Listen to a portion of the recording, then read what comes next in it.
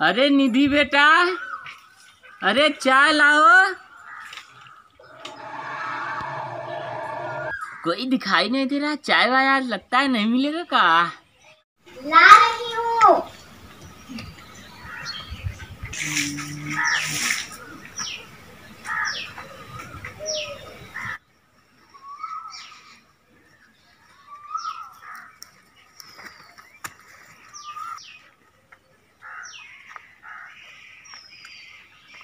काहे लेट हुआ? बना रही थी।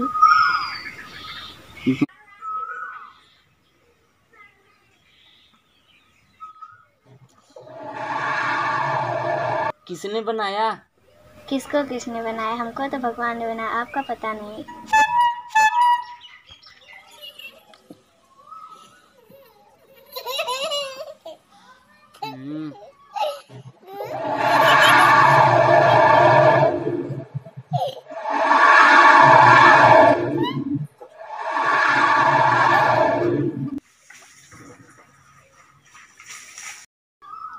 मेरे कहने का मतलब है ना कि चाय को किसने बनाया?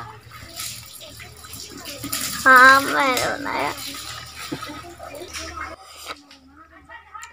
थोड़ा स्वाद और बढ़ा देती तो अच्छा रहता ना।